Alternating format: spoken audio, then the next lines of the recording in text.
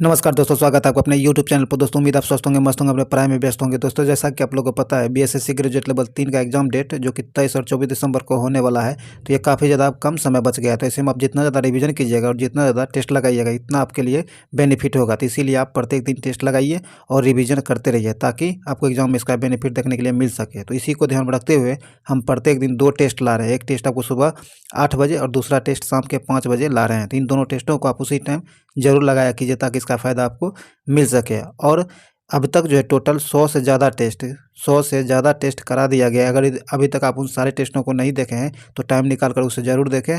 और आपके रिवीजन के लिए 5 मास्टर वीडियो अपलोड कर दिया गया है, तो उसे भी आप ज़रूर देखें, ताकि इसका फ़ायदा आपको मिल सके। लास्ट टाइम में जितना क्वेश्चन आपकी नज़रों से गुजरेगा, उतना आपके लिए बेनिफिट होगा। तो इसीलिए आप प्रत्येक दिन रिवीजन करिए और टेस्ट लगाते रहिए, जिसके लिए हमने उसका प्ले लिस्ट का लिंक जो है डिस्क्रिप्शन में अवेलेबल करा दिया है, तो उससे आप जाकर जरूर देखें। अगर अभी तक हमारे चैनल को सब्सक्राइब नहीं किया तो सब्सक्राइब जरूर कर लें, घंटी दबा लें, ताकि आने वाली वीडियो का नोटिफिकेशन आपको आसानी से मिल सके। और आप इस वीडियो को लाइक कीजिए, शेयर कीजिए, आपके पास जितने भी स्टडी ग्रुप है सबों में शेयर कीजिए, ताकि ये ज़्यादा से ज़्यादा लोगों तक पहुंच सके और इसका फ़ायदा मैक्सिमम लोग उठा सके। दोस्तों एक बात बता दें, 20 के सब्सक्राइबर का जो टारगेट रखा गया है, इसे आप जल्द से जल्द पूरा करें, ताकि हमें भी आप लोगों के लिए काम करने में मन लगा रहे। चलिए वीडियो शुरू करते हैं। तो आइए दोस्तों, हम लोग 6 नंबर टेस्ट का पहला क्वेश्चन देखते हैं। कहता है, निम्नलिखित में से कौन सी जनजाति ऋतु प्रवास हेतु प्रसिद्ध है। कहता है निम्नलिखित में से वो कौन सी जनजाति है जो ऋतु प्रवास हेतु प्रसिद्ध है। तो ये जनजाति है आपको भोटिया जनजाति। कौन? भोटिया जनजाति। ए नंबर से आंसर हो जाएगा भोटिया जनजाति, ध्यान रखिएगा। चलिए आगे कहता है, स्वतंत्र भारत के प्रथम विधि आयोग की स्थापना किसकी अध्यक्षता में हुई है। कहता है स्वतंत्र भारत के प्रथम विधि आयोग जो थे, इसकी स्थापना किसकी अध्यक्षता में हुई है। तो इसकी स्थापना जो हुई है आपको एमसी, क्या है, एमसी शीतलवाड़ की अध्यक्षता में हुई है। सी नंबर से आंसर हो जाएगा एमसी शीतलवाड़ की अध्यक्षता में स्वतंत्र भारत के प्रथम विधि आयोग की स्थापना की गई है। ध्यान रखिएगा, उसकी अध्यक्षता किसने किया है? एमसी शीतलवाड़ ने। सी नंबर से आंसर हो जाएगा। चलिए आगे है, आगे कहता है, जनवरी 2022 में आइजोल जिले के एबॉक प्रखंड में स्थित कौन सा गांव मिजोरम का पहला ODF प्लस गांव बन गया है। कहता है जनवरी 2022 में आइजोल जिले के एबॉक, कौन, एबॉक प्रखंड में स्थित कौन सा गांव है जो मिजोरम का पहला ODF प्लस वाला गांव बन गया है। तो ये गांव है आपको दक्षिण मोवुआंग। कौन? दक्षिण मोवुआंग। बी नंबर यहाँ से आंसर हो जाएगा। चलिए आगे कहता है, URL, क्या है, URL जो है इसका पूर्ण रूप क्या होता है, इसका फुल फॉर्म क्या होता है। तो URL का फुल फॉर्म जो होता है, ये होता है आपको यूनिफॉर्म, क्या, uniform resource locator. C number से आंसर हो जाएगा uniform resource locator. C number यहाँ से आंसर हो जाएगा 4 का, ध्यान रखिएगा। आगे कहता है 5 में, किस सिख गुरु का मृत्यु चेचक के कारण हुआ है। कहता हुआ कौन से सिख गुरु हैं जिनकी मृत्यु चेचक के कारण हुआ है। तो ये चेचक के जो कारण मृत्यु हुआ है, ये हुआ है आपको गुरु हरकिशन का। किसका? गुरु हरिकिशन का, सॉरी हरकिशन का। बी नंबर से आंसर हो जाएगा गुरु हरकिशन। ये जो है सिख कैसे गुरु हैं जिनकी मृत्यु जो है चेचक के कारण हुई है। तो बी नंबर से आंसर हो जाएगा, ध्यान में रखिएगा। चलिए आगे है, आगे कहता है सॉरी दोस्तों, आइए आगे कहता है, निम्नलिखित में, क्या है, निम्नलिखित में से कौन सुमेलित नहीं है। निम्नलिखित में दिए में से कौन सुमेलित नहीं है, ये आपको बताना है। तो आपको आइए देखते हैं। कहता है सोनभद्र पहाड़ी नंदवंश, सही है, ये सुमेलित है। दूसरा कहता है उदयगिरी और खंडगिरी गुफा, ये राजा खारवेल से संबंधित है, यह भी सही है। और ये शत्रुंजय और उज्जयंत पहाड़ी भीम प्रथम, ये गलत है। सी नंबर सुमेलित नहीं है, यहाँ सी नंबर से आंसर हो जाएगा, जो कि सुमेलित नहीं दिया गया। बाकी सब सुमेलित है, जरूर देख लीजिएगा। आगे कहता है 27 मार्च 2022 के मध्य विंग्स इंडिया 2022 कहाँ आयोजित किया गया है। कहता है 27 मार्च 2022 को जो है विंग्स इंडिया 2022 का आयोजन कहाँ किया गया है। तो इसका आयोजन जो किया गया है हैदराबाद, कहाँ, हैदराबाद में किया गया है। सी नंबर से आंसर हो जाएगा, हैदराबाद में इसका आयोजन किया गया है। चलिए आगे बढ़ते हैं। आगे कहता है बिहार के किस जिले में अनुसूचित जाति की जनसंख्या न्यूनतम है। कहता है बिहार की वह कौन सा जिला है जिनमें अनुसूचित जाति की जनसंख्या जो है सबसे कम है। तो ये जिला आपको शिवहर हो जाएगा। क्या हुआ? शिवहर। ए नंबर से आंसर हो जाएगा शिवहर, ध्यान रखिएगा। चलिए आगे कहता है बिहार को उड़ीसा से, कहाँ से, बिहार को उड़ीसा सहित, जिस समय उड़ीसा बिहार के साथ था उसी समय की बात कहा जा रहा है। बिहार को बंगाल से अलग करने के बाद बिहार उड़ीसा संयुक्त प्रांत का पहला लेफ्टिनेंट गवर्नर बना था। तो कौन बना था उस समय? तो ये बना था आपको सर चार्ल्स स्टुअर्ट बेली। सी नंबर से आंसर हो जाएगा सर चार्ल्स स्टुअर्ट बेली उस समय के लेफ्टिनेंट गवर्नर बने थे बिहार के। सी नंबर से आंसर हो जाएगा, ध्यान रखिएगा। चलिए आगे है, आगे कहता बिहार में निम्नलिखित में कौन रेशम या सिल्क वस्त्र उत्पादक केंद्र है? कहता बिहार में निम्नलिखित में से कौन रेशम या सिल्क वस्त्र उत्पादक का केंद्र है? तो ये है आपको बिहार में सबसे भागलपुर। कौन? भागलपुर हो जाएगा, बी नंबर से आंसर हो जाएगा भागलपुर। चलिए आगे कहता है भारत में सिंचाई व्यवस्था के लिए नहरों के अभाव का उल्लेख मिलता है। कहता बिहार में सिंचाई व्यवस्था के लिए नहरों का अभाव है, इसका उल्लेख कहाँ से मिलता है? तो इसका उल्लेख जो मिला है आपको तुजुक ए बाबरी से। किससे? तुजुक ए बाबरी से मिला है। ए नंबर से आंसर हो जाएगा 11 का ए, तुजुक ए बाबरी। ए नंबर से आंसर यहाँ हो जाएगा। चलिए हम लोग आगे बढ़ते हैं। दोस्तों पूरा टेस्ट जरूर लगाइएगा और रिवीजन करते रहिए, बिना टेस्ट दिए मत रहिए और रिवीजन करते रहिए, जिसका फायदा आपको एग्जाम में स्पष्ट रूप से देखने के लिए मिलेगा। तो चलिए हम लोग आगे बढ़ते हैं।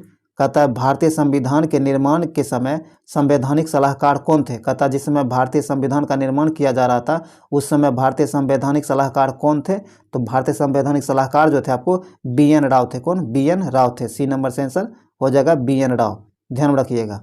आगे कहता ये राजेंद्र प्रसाद जो है, राजेंद्र प्रसाद आपको संविधान सभा का अस्थायी अध्यक्ष हुए थे, ध्यान रखिएगा। पहले अस्थायी अध्यक्ष राजेंद्र प्रसाद ही थे, ध्यान रखिएगा। चलिए आगे कहता है सौर तालाब, क्या है? सौर तालाब परियोजना कहाँ स्थापित किया गया है? कहता है सौर तालाब जो है इसका स्थापना, इस परियोजना की स्थापना जो कहाँ किया गया है? तो यह किया गया आपको भुज में किया गया। इसकी स्थापना भुज में किया गया। ये भुज जो आपको गुजरात में स्थित है। कहाँ? गुजरात में स्थित है, ध्यान रखिएगा। बी नंबर से आंसर हो जाएगा भुज, जो कि गुजरात में स्थित है। चलिए आगे है भाषाई प्रांतीय आयोग का गठन कब हुआ है? कहता है भाषाई प्रांतीय आयोग जो है इसका गठन कब किया गया है? तो ये किया गया 1948 में। कब? 1948 में किया गया। 14 का नंबर से आंसर हो जाएगा 1948 में। चलिए आगे है, आगे कहता है किस शासक को लंपट, क्या लंपट मूर्ख कहा जाता था? कहता वह कौन से शासक हैं जिसे जो लंपट मूर्ख कहा जाता था? तो इसका सही आंसर हो जाएगा आपको जहांदार शाह को। किसे? जहांदार शाह को लंपट मूर्ख के नाम से जाना जाता है, ध्यान रखिएगा। चलिए आगे है, कहता अर्जेंटाइट, क्या है? अर्जेंटाइट किसका प्रमुख अयस्क है? अर्जेंटाइट होगा, ये किसका प्रमुख अयस्क है? तो ये जो है प्रमुख अयस्क है आपको चांदी का। किसका? चांदी का। बी नंबर यहाँ से आंसर हो जाएगा चांदी का। चलिए आगे है 17 नंबर में कहता है दोस्तों कि मांग, क्या है? मांग का नियम अभिव्यक्त करता है। कहता मांग का नियम जो है यह क्या अभिव्यक्त करता है? तो यह जो अभिव्यक्त करता है किसी वस्तु की कीमत में परिवर्तन का उसकी मांग पर प्रभाव को व्यक्त करता है। ए नंबर से आंसर हो जाएगा। आगे कहता है 28 जून, क्या है? 28 जून 2022 के मध्य G7, क्या है? G7 राष्ट्रों का 48वां शिखर सम्मेलन 2022 कहाँ संपन्न हुआ है? कहता 28 जून 2022 के मध्य जो G7 राष्ट्रों का 48वां, क्या है? 48वां, सॉरी दोस्तों, ये 48वां शिखर सम्मेलन 2022 कहाँ संपन्न हुआ है? तो यह संपन्न हुआ है आपको शिलोंग एलमाउट में। कहाँ? शिलोंग एलमाऊ में। ए नंबर से आंसर हो जाएगा 18 का। ए नंबर से आंसर हो जाएगा स्लाउस एलमाऊ, ध्यान रखिएगा। ए नंबर से आंसर हो जाएगा 18 का। चलिए आगे है, आगे कहता है अनुच्छेद 1 से संबंधित है। कहता निम्न में से कौन सा है जो अनुच्छेद 1 से संबंधित है? तो अनुच्छेद 1 से संबंधित है आपको संघ का नाम और राज्य क्षेत्र। सी नंबर से आंसर हो जाएगा संघ का नाम और राज्य क्षेत्र जो है अनुच्छेद 1 से संबंधित है, ध्यान रखिएगा। चलिए आगे है, आइए 220 में कहता है शेरशाह, क्या है? शेरशाह के समय तांबे के दाम और चांदी के रुपया की विनिमय दर क्या था? कहता शेरशाह के समय में तांबे का दाम जो है और चांदी के रुपये का विनिमय दर क्या था? तो इसका जो दर था क्या था ये आपको बताना है। तो ये था आपको तांबे के सिक्का हुआ करता था दाम कहा जाता था, तो ये 64 था और रुपये जो चांदी का होता था ये 1 था। तो ये 64:1 हो जाएगा। डी नंबर यहाँ से आंसर हो जाएगा 20 का डी। चलिए आगे कहता है गोल्डन, क्या है? गोल्डन राइस एक प्रचुर स्रोत होता है। कहता है गोल्डन राइस जो है ये किसका प्रचुर स्रोत होता है? तो ये जो होता है आपको विटामिन ए का प्रचुर स्रोत होता है गोल्डन राइस। ए नंबर से आंसर हो जाएगा विटामिन ए का प्रचुर स्रोत होता है। आगे कहता है कैंटन, क्या कैंटन शब्द किससे संबंधित है? कैंटन शब्द जो है यह संबंधित किससे है? तो ये आपको चीनी समुद्री बंदरगाह से संबंधित है। बी नंबर से आंसर हो जाएगा, चीनी समुद्री बंदरगाह से संबंधित है कैंटन शब्द। तो यहाँ 22 का बी नंबर से आंसर हो जाएगा। चलिए आगे है, आगे कहता है विश्व की पहली विश्व की पहली फिशिंग केट जनगणना का आयोजन निम्नलिखित में से किस झील में किया गया है? कहता है विश्व की पहली फिशिंग केट जनगणना जो हुआ है इसका आयोजन निम्नलिखित में से किस झील में किया गया है? तो ये जो किया गया है यह किया गया आपको चिल्का झील उड़ीसा में। कहाँ? चिल्का झील उड़ीसा में। ए नंबर से आंसर हो जाएगा, ध्यान रखिएगा। चलिए हम लोग 24 को देखते हैं। 24 में कहता है निम्नलिखित युग्मों पर विचार कीजिए, इनमें से कौन सुमेलित है वो आपको बताना है। आइए देखते हैं। कहता है कार्डामम, क्या है? कार्डामम पहाड़ी कोरोमंडल तट पर, यह गलत है, यह सुमेलित नहीं है। आगे कहता है कैमूर पहाड़ी, क्या कैमूर की पहाड़ी जो है ये आपको कोकण तट, ये भी सुमेलित नहीं है, तो ये दोनों गलत है। आपको कहता है महादेव पहाड़ियाँ मध्य भारत, यह सही है।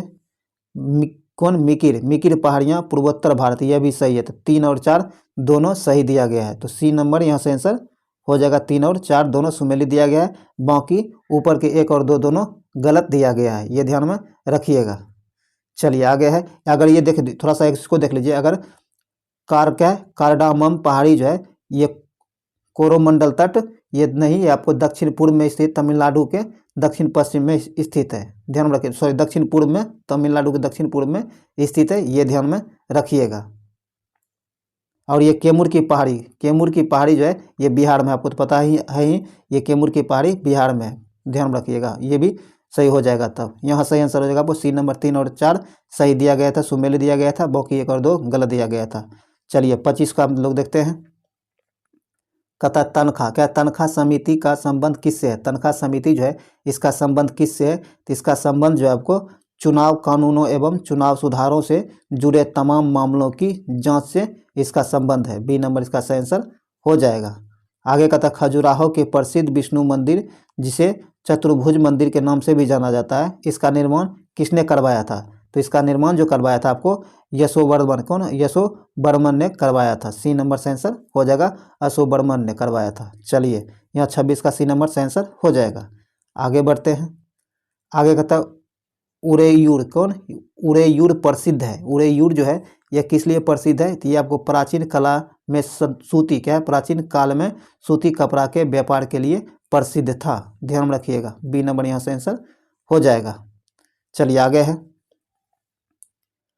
आगे कहता है सूची 1 को सूची 2 से सुमेलित करना है। तो आइए 28 में देखते हैं हम लोग सूची को सुमेलित, देखते हैं कौन कौन सुमेलित है। तो आइए देखते हैं सुमेलित करना है। कहता है पतझड़ वन, क्या है? पतझड़ वन आपको राजस्थान से मिल जाएगा। और उसके बाद कच्छ वनस्पति जो है यह आपको सुंदरबन से मिल जाएगा। और शंकु वृक्ष, क्या है? शंकु वृक्ष वन ये आपको हिमाचल प्रदेश से मिल जाएगा।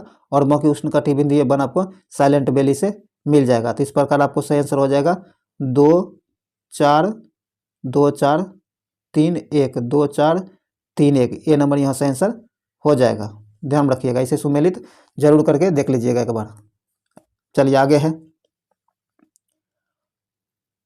आगे का 29 में निम्नलिखित विवादों में से किसमें सर्वोच्च न्यायालय के कहता है निम्नलिखित विवादों में से किसमें सर्वोच्च न्यायालय ने प्रस्तावना को भारतीय संविधान की मौलिक संरचना का भाग स्वीकार किया है? तो ये जो किया है यह किया आपको केशवानंद भारती विवाद, किसे? केशवानंद भारती विवाद में से। डी नंबर यहाँ से आंसर हो जाएगा।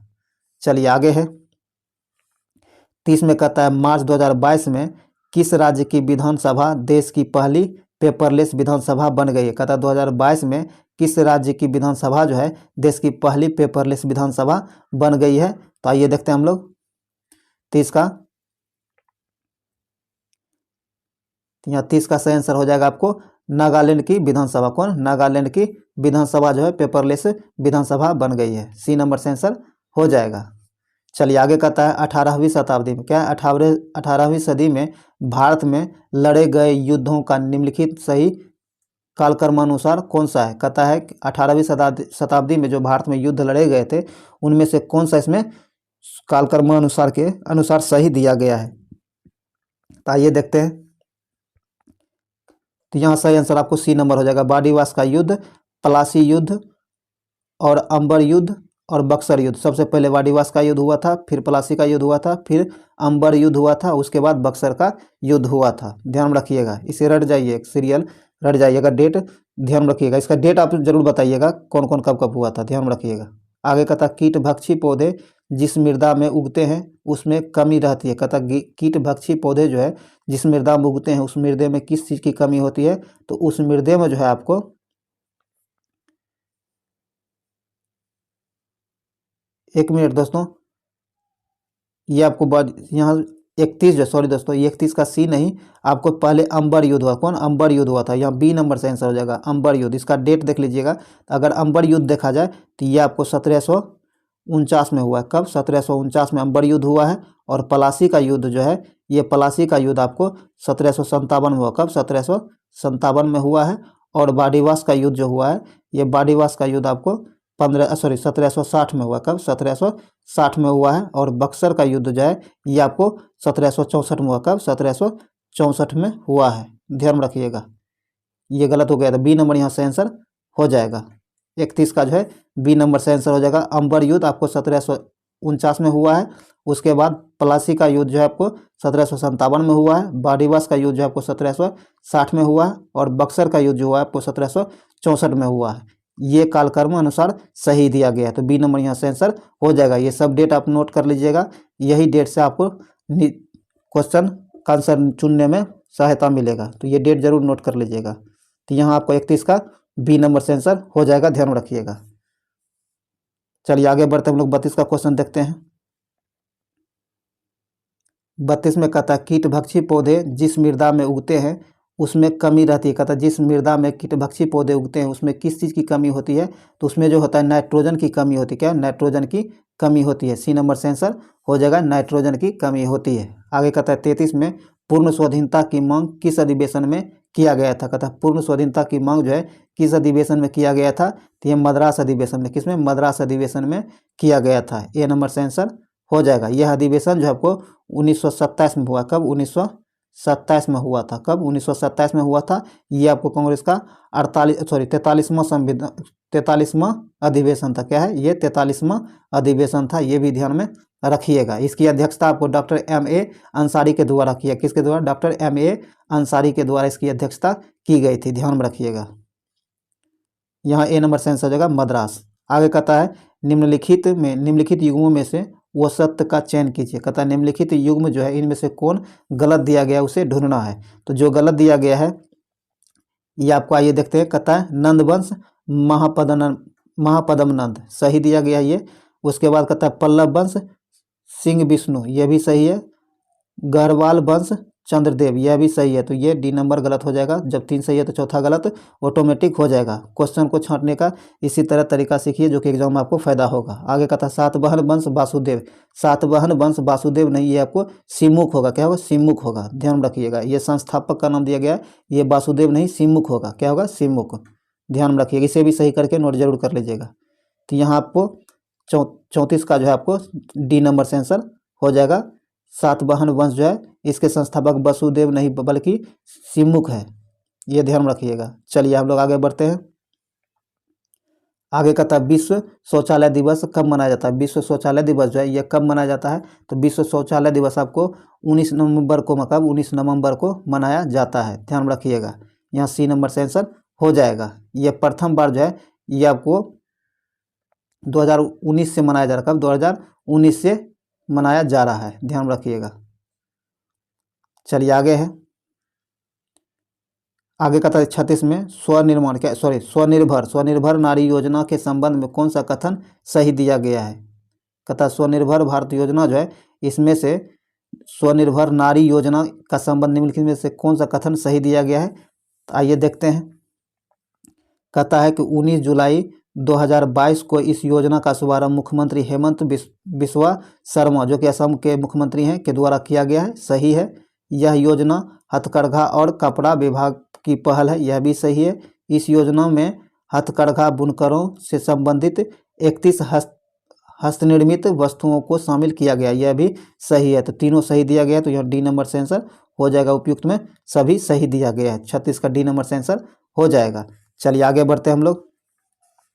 दोस्तों जिस क्वेश्चन का जितना एक्सप्लेन हो सकता है, जितना जरूरी है जो एग्जाम में पूछा जाता है, उतना ऑटोमेटिक आपको हम करा दे रहे हैं। ऐसा नहीं कि ज़्यादा एक्सप्लेनेशन लेना भी उचित नहीं है, उतना ही जानिए जितना एग्जाम में पूछा जा रहा है। चलिए आगे कहता है न्यायिक पुनर्विलोकन क्या है। न्यायिक पूर्वावलोकन की शक्ति किन अनुच्छेदों में अंतर्निहित है। कहता न्यायिक पूर्वावलोकन जो है ये इसकी शक्ति किन अनुच्छेद में अंतर्निहित है, ये आपको बताना है। तो ये जो निहित है आपको अनुच्छेद 13, 32 और 226, डी नंबर यहाँ से आंसर हो जाएगा।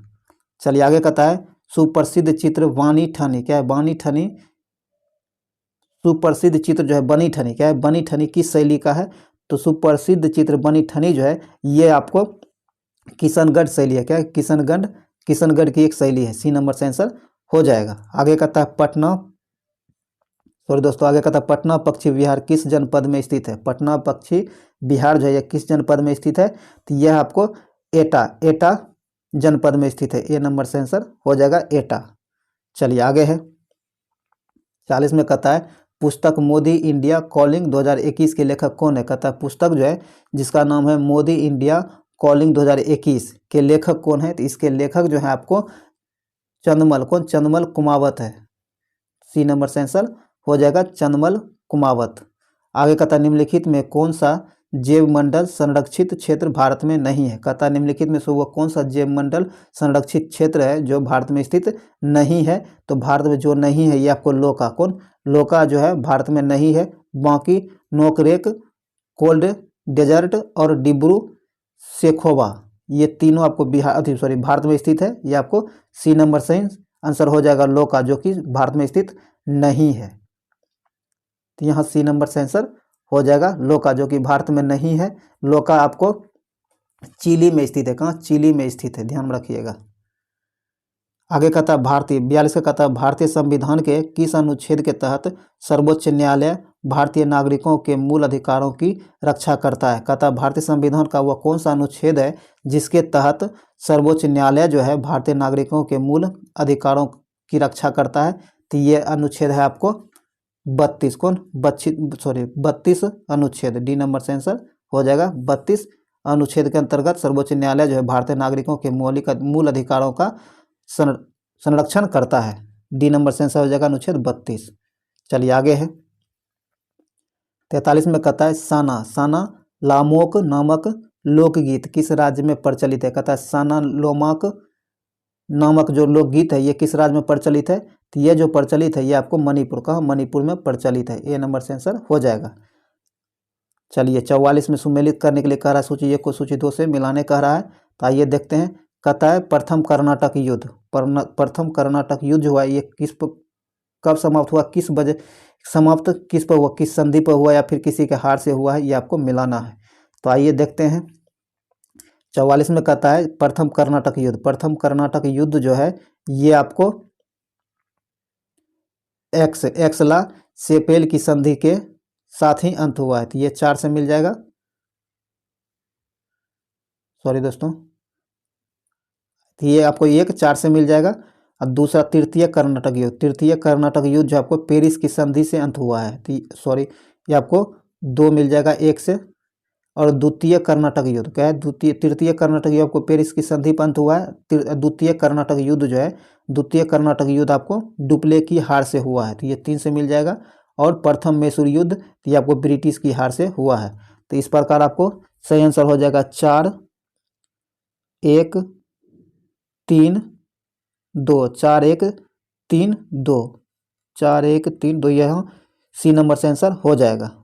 देखिए दोस्तों इस तरह का क्वेश्चन जो है आपको, जैसे यहाँ आपको प्रथम बार मिला है प्रथम कर्नाटक युद्ध कब समाप्त हुआ है। तो एक्सला सेपेल की संधि पर अंत हुआ है। तो आप देखना है कि 1 4 मिला है, तो 4 ही ऑप्शन में कौन विकल्प में दिया गया। देखिए आपको सी नंबर में दिया गया, सिर्फ 1 में ही 4 दिया गया है। तो आप एग्जाम में इस तरह आप इसको टिक करके सी नंबर टिक करके निकल जाइए, कोई दिक्कत नहीं है। अब देखिए किसी भी 4 में, एक ही में है 4, तो आप इस तरह क्विक आंसर दे सकते हैं। ध्यान रखिएगा, इस तरह की चालाकी आप एग्जाम में जरूर दिखाएं ताकि आप कम समय में मैक्सिमम स्कोर कर पाएं। चलिए आगे है। आगे का था 45 में 1 सितंबर 2022 को भारतीय मूल के किस व्यक्ति को प्रसिद्ध कॉफ़ी ब्रांड स्टार बॉक्स का नया CEO नामित किया गया है?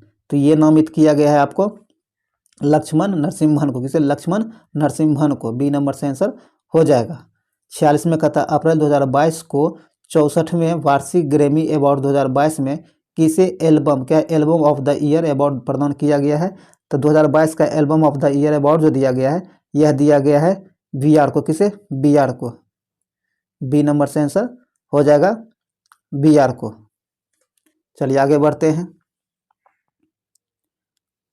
आइए 47 में देखते हैं। कहता पंचवर्षीय योजना को अंतिम रूप से अनुमोदित डैश किया जाता है। कहता पंचवर्षीय योजना जो है इसको अंतिम रूप से अनुमोदित किसके द्वारा किया जाता है? तो इसे अंतिम रूप से अनुमोदित जो किया जाता है राष्ट्रीय विकास परिषद के द्वारा किया जाता है। डी नंबर से आंसर हो जाएगा। राष्ट्रीय विकास परिषद के द्वारा अंतिम रूप से अनुमोदित किया जाता है किसी भी पंचवर्षीय योजना को। डी नंबर से आंसर हो जाएगा। चलिए आगे बढ़ते हैं। दोस्तों इस वीडियो को लाइक कीजिएगा जरूर, इसे शेयर कीजिएगा। अगर अभी तक आप चैनल को सब्सक्राइब नहीं किया तो सब्सक्राइब भी जरूर कर लीजिएगा ताकि आने वाले वीडियो का नोटिफिकेशन आपको आसानी से मिल सके। कि बहुत मेहनत लगता है, इसे शेयर जरूर कीजिए। आगे कहता है भारत में बेरोजगारी के आंकड़े एकत्रित एवं प्रकाशित करता है। कहता है भारत में बेरोजगारी के आंकड़े एकत्रित एवं प्रकाशित कौन सा आयोग करता है? तो ये करता है आपको NSSO के द्वारा प्रकाशित किया जाता है। सी नंबर यहाँ से आंसर हो जाएगा NSSO। अगर इसका फुल फॉर्म देखा जाए तो इसका फुल फॉर्म होता है नेशनल सैंपल सर्वे ऑफिस। क्या होता है? National sample survey office. ध्यान रखिएगा। सी नंबर यहाँ से आंसर हो जाएगा। चलिए आगे कहता है 49 में कहता है विश्व प्रेस स्वतंत्रता दिवस कब मनाया जाता है? कहता है विश्व प्रेस स्वतंत्रता दिवस जो है कब मनाया जाता है? तो आपको 3 मई को मनाया जाता है। कब? 3 मई को मनाया जाता है। ध्यान रखिएगा। सी नंबर यहाँ से आंसर 49 का सी नंबर से आंसर हो जाएगा 3 मई को। और 3 मई 2022 में जो विश्व प्रेस स्वतंत्रता दिवस मनाया गया है, इसे किस विषय के साथ मनाया गया है? तो इसका विषय जो था आपको जर्नलिज्म अंडर डिजिटल साइन। ध्यान रखिएगा। आगे कहता अंग्रेजों ने रैयतवाड़ी बंदोबस्त कहाँ लागू किया था? कहता अंग्रेजों जो है रैयतवाड़ी बंदोबस्त कहाँ लागू किया था? तो यह लागू किया था आपको मद्रास और बम्बई प्रेसिडेंसी में। डी नंबर से आंसर हो जाएगा मद्रास और बम्बई प्रेसिडेंसी में। यहाँ आपको 50 का डी नंबर से आंसर हो जाएगा। चलिए आगे है। मद्रास में सबसे पहले मद्रास में जो किया गया था ये किया गया था 1820 में। कब? 1820 में। ये ध्यान में जरूर रखिएगा। आगे कहता है किस अर्धचालक का प्रतिरोध गर्म करने पर? कहता है कोई भी अर्धचालक जो है इसका प्रतिरोध गर्म करने पर क्या होता है? तो गर्म करने पर इसका प्रतिरोध जो होता है घट जाता है। क्या होता है? घट जाता है। बी नंबर से आंसर हो जाएगा घट जाता है। चलिए आगे है। आगे कहता है क्षारीय मृदा धातुओं में से कौन सा अधिकतम विद्युत धनी है? कहता है क्षारीय मृदा धातुओं में से निम्न में से कौन अधिकतम विद्युत धनी है? तो इसका सही आंसर आपको हो जाएगा ए नंबर। क्या हो जाएगा? ए नंबर से आंसर हो जाएगा। चलिए आगे 53 में कहता है कि पादप में जाइलम उत्तरदायी होता है। कहता है पादप जो है इसमें जाइलम किसके लिए उत्तरदायी होता है? ये जल के वहन के लिए उत्तरदायी होता है। बी नंबर से आंसर हो जाता है। कहता है किसी पादप में जाइलम जो है जल के वहन के लिए उत्तरदायी होता है। बी नंबर से आंसर हो जाएगा 53 का बी। चलिए आगे है। आइए देखते हैं 54 में कहता है कि दिए गए परिपथ में कुल प्रतिरोध है। कहता दिए गए पथ जो है इसमें कुल प्रतिरोध क्या होगा? तो इसमें कुल प्रतिरोध होगा आपको कुल प्रतिरोध निकालना है। तो इसका कुल प्रतिरोध आपको हो जाएगा डी नंबर से आंसर हो जाएगा 20/3 ओम। डी नंबर यहाँ से आंसर हो जाएगा। R ओम बराबर होता है R1 + R2 होता है। तो यहाँ आपको प्रतिरोध जो श्रेणी क्रम है उसे जोड़ा जाता है। ध्यान रखिएगा। चलिए यहाँ डी नंबर से आंसर हो जाएगा। 54 का डी नंबर से आंसर हो जाएगा। चलिए आगे है। आगे कहता निम्नलिखित में से एक कृत्रिम पारिस्थितिकी तंत्र का उदाहरण है। कहता निम्नलिखित में से कृत्रिम पारिस्थितिकी तंत्र का उदाहरण कौन है? तो इसका सही आंसर हो जाएगा आपको फसल का खेत। क्या है? फसल का खेत। डी नंबर से आंसर हो जाएगा।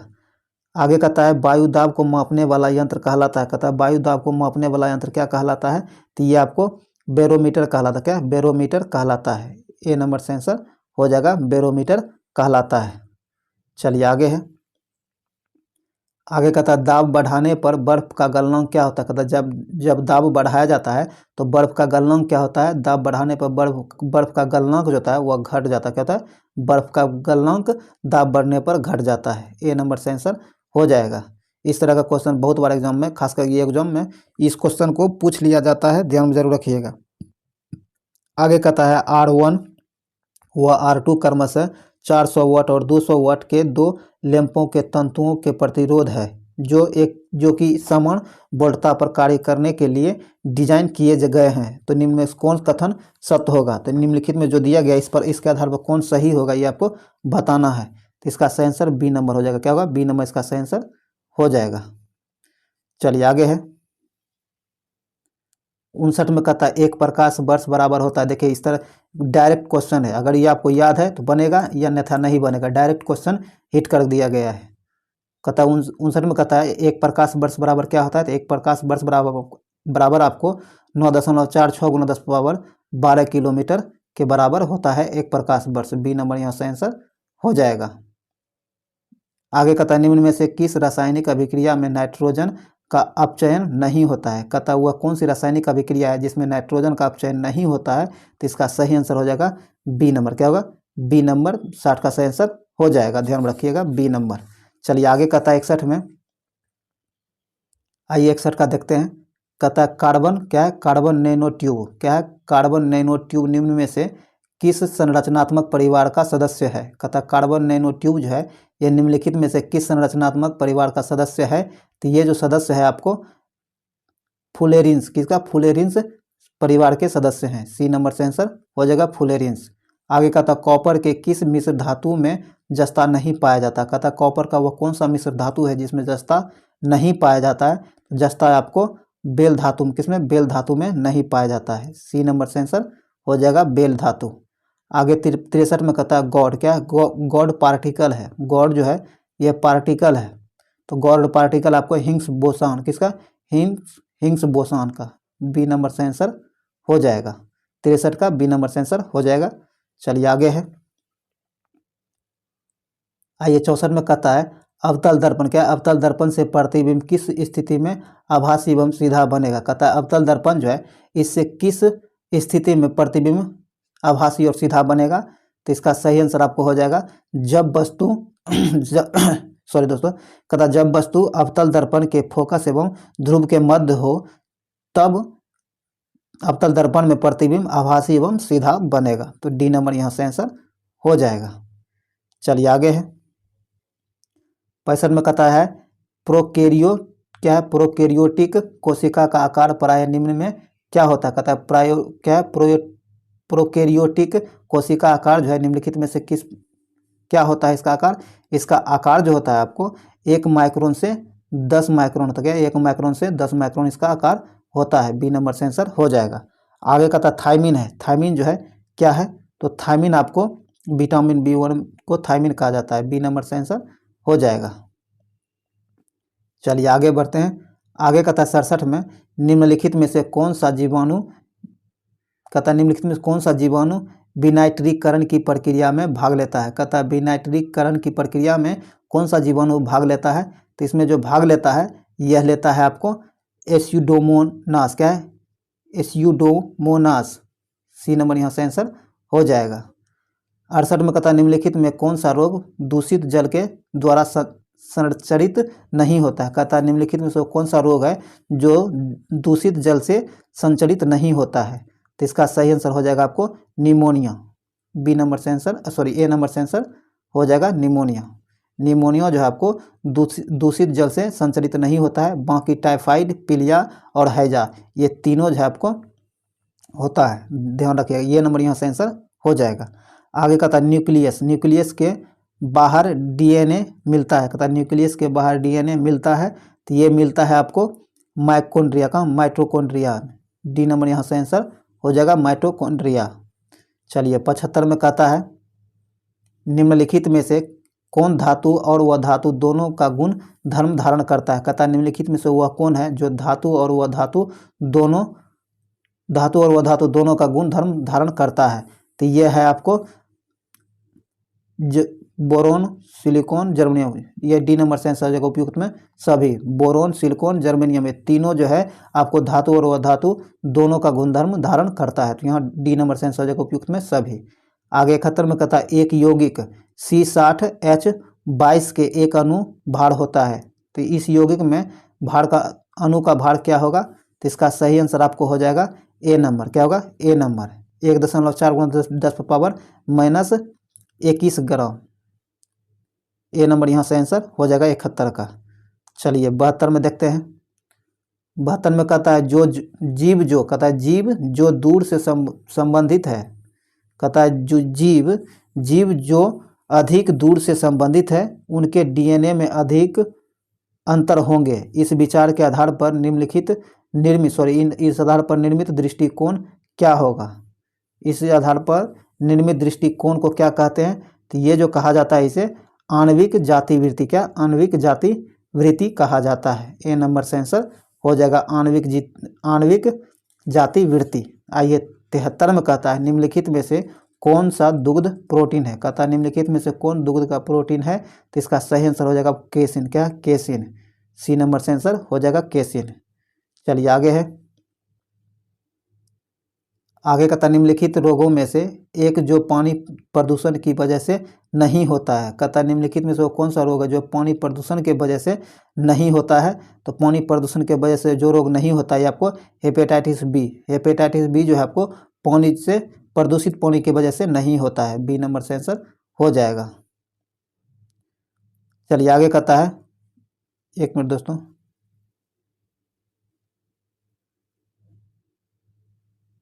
हाँ यहाँ भी दूषित पानी से नहीं पूछा गया था, यहाँ भी दोनों एक ही क्वेश्चन दिया गया था।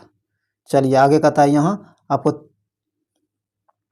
74 में आपको क्या हो जाएगा? B, hepatitis B. आगे 35 में कहता है कि 75 में कहता है 40 परमाणु भार वाले किसी तत्व का इलेक्ट्रॉनिक विन्यास 2882 है। तो इस तत्व के लिए निम्नलिखित में से कौन सा वाक्य सही नहीं है? जो वाक्य सही नहीं है उसे ढूंढना है। तो ये देखते हैं। कहता है यह आवर्त सारणी के समूह से संबंधित है, यह सही दिया गया है। आगे कहता है इसमें 20 न्यूट्रॉन होते हैं, यह भी सही है। चलिए आगे देखते हैं। आगे कहता है सी में कि इसमें ऑक्साइड का सूत्र CaO2 होता है। CaO2 होता है, यह गलत है। सी नंबर से आंसर हो जाएगा जो गलत दिया गया है, बाकी सब सही दिया गया है, ध्यान रखिएगा। तो 75 का सी नंबर से आंसर हो जाएगा। तो दोस्तों जैसा कि आप लोग को पता है कि हम लोग सिर्फ इसमें सामान्य अध्ययन जीके जीएस करंट अफेयर्स को ही देख रहे हैं। तो ये 75 क्वेश्चन आपको समाप्त कर हो गया है।